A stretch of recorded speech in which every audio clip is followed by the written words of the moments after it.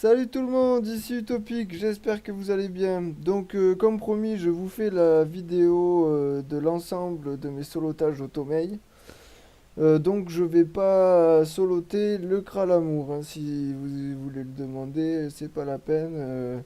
Je pense pas que l'héliotrope soit en mesure de le faire, en tout cas je le ferai pas pour l'instant.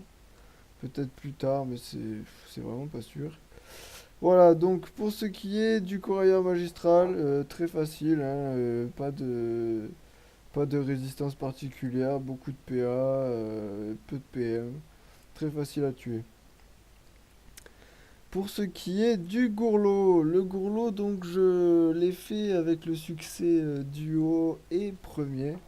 Alors c'est un monstre qui possède donc 200% de résistance dans tous les éléments et qui va invoquer en fait un tonneau à tous les tours, un tonneau qui va être dans un seul élément particulier et qui va au début de son tour mettre 200% de faiblesse à tous ceux qui sont à son corps à corps, alliés comme ennemis. Donc bon, quand on n'est pas très HL, il faut quand même faire attention de ne pas se prendre trop de faiblesse et qu'après on se fasse tuer. Mais sinon, très facile, hein, le gourlot, une fois que il a plus ses résistances, il a que 2000 points de vie. Voilà, rien de bien méchant. Pour le gourlot, alors il faut quand même faire attention quand on solote ce donjon. Il y a les flibs dans les salles précédentes et les flibs nous font passer notre tour. Sinon, le gourlot me semblait avoir une IA assez fuyarde et finalement j'ai pas trouvé que ça a été le cas. Donc ça reste très facile. Pour le Rasboul majeur, alors là ça a été vraiment ma bête noire, hein, de tous les solotages que j'ai fait jusqu'à présent. J'ai eu vraiment beaucoup de mal, beaucoup de tentatives. C'est vrai que bon, j'étais quand même exigeant au niveau des succès. Je voulais faire tant qui court et duo, donc ça m'a quand même un peu joué des tours aussi, hein, mais ça reste quand même assez difficile à faire en solo, hein, parce que le Kilibri nous booste, nous met dans un état qui fait qu'à chaque fois qu'on est frappé, ça nous passe notre tour. Donc rapidement, il va falloir tuer les deux monstres qui jouent avant le Kilibri, parce que sinon on va se retrouver à passer en fait tous nos tours, hein, avec le Rasboul qui nous passe un tour et le suivant qui est passé par les monstres qui jouent juste avant. Donc faire attention à ça, hein, pas se retrouver bloqué. Moi j'ai été obligé de changer de panneau et passer en full feu parce que j'arrivais pas avec mon panneau actuel.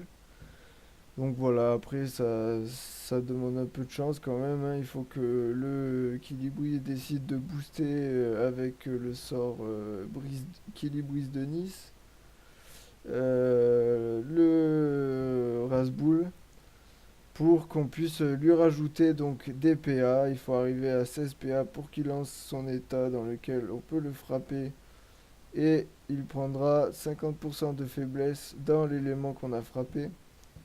Donc attention quand même, frapper que dans un unique élément.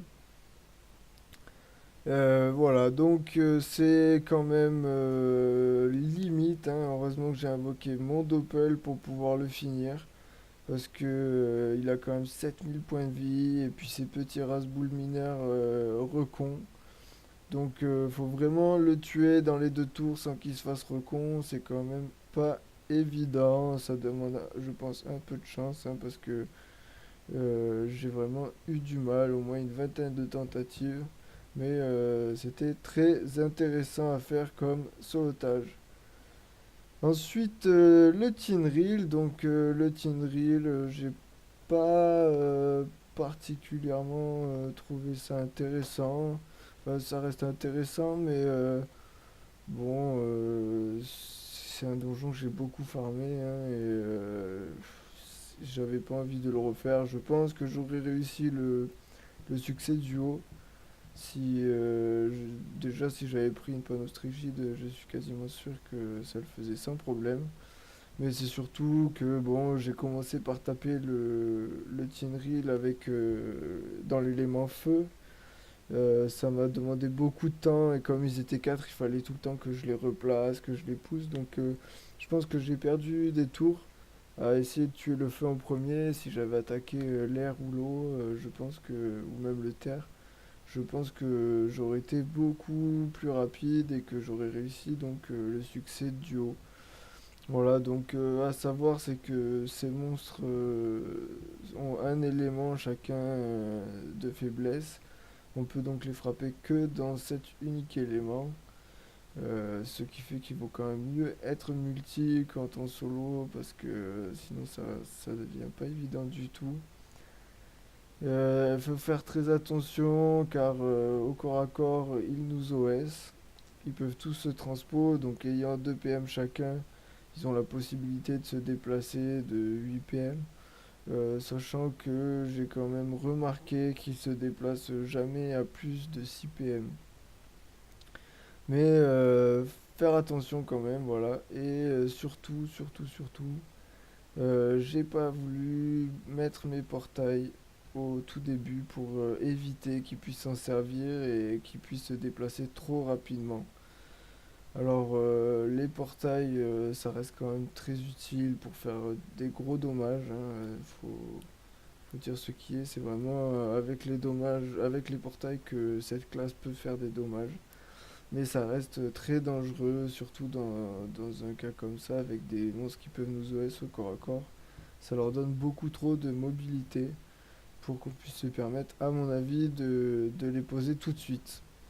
Voilà, ensuite faire attention quand même aux tin reel qui ne se collent pas, car au corps à corps ils peuvent se reconstituer entre alliés. Donc faire attention à ça, toujours les séparer, toujours les éloigner de nous. Et puis essayer de rapidement en tuer un parce qu'ils sont beaucoup moins dangereux affaiblis en fait, hein. S'ils sont plus que 3 ils bougent déjà plus que de 6 PM. Et puis ils occupent moins de place sur la map. Et alors à partir de 2 et tout seul, hein, ça devient vraiment des monstres basiques et même assez faibles, hein. Il n'y a pas de gros problèmes à partir du moment hein, qu'ils sont peu nombreux.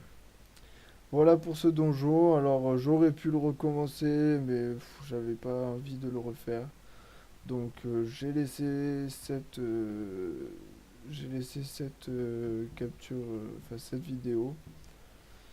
Peut-être que je le referai, mais bon, c'est pas pour tout de suite. Et puis bon, c'est quand même un boss assez simple, donc je préfère laisser comme ça. Voilà, pour le Kimbo. Donc le Kimbo, un monstre assez difficile, un boss assez difficile hein, à cause du cascargo et du bitouf.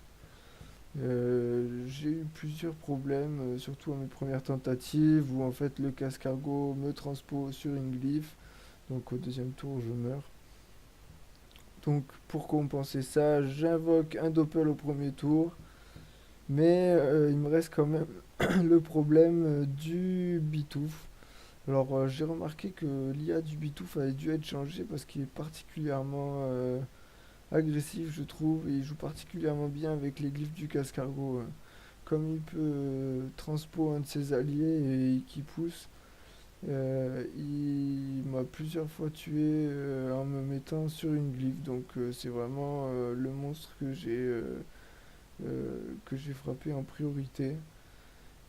Pour une classe qui manque de soins, je pense quand même que c'est un boss qui va rester assez difficile, hein. J'ai quand même été obligé de me soigner plusieurs fois. Beaucoup de monstres transpo, beaucoup de placements, donc je pense que c'est quand même important d'avoir une classe qui peut soigner un minimum pour réussir ce donjon en solotage. Bon, j'ai voulu faire le succès duo, mais en fait je me suis rendu compte à la fin que il fallait tuer les monstres en moins de 8 tours. J'ai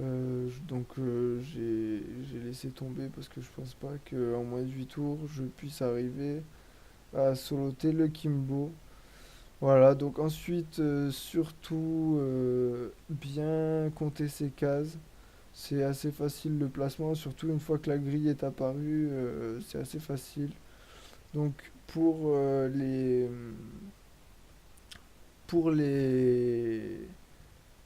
glyphes, il y a deux sortes de glyphes, donc les glyphes pairs et les glyphes impairs.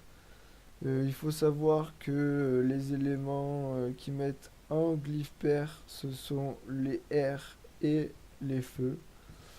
Et pour les glyphes impairs, c'est donc terre et eau. Voilà, donc en fait, l'important c'est de jamais commencer sur une glyphe.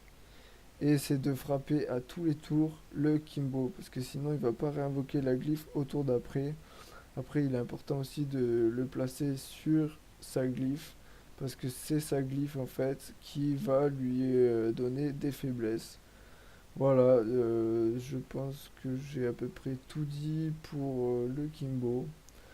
Donc j'espère que cette vidéo vous aura plu. Si vous voulez me laisser des commentaires, vous savez qu'ils sont les bienvenus, que ce soit sur YouTube, sur ma page Facebook ou même sur Danator en jeu. Ça me fait toujours très plaisir. Donc voilà, je vous dis à bientôt pour de nouvelles vidéos.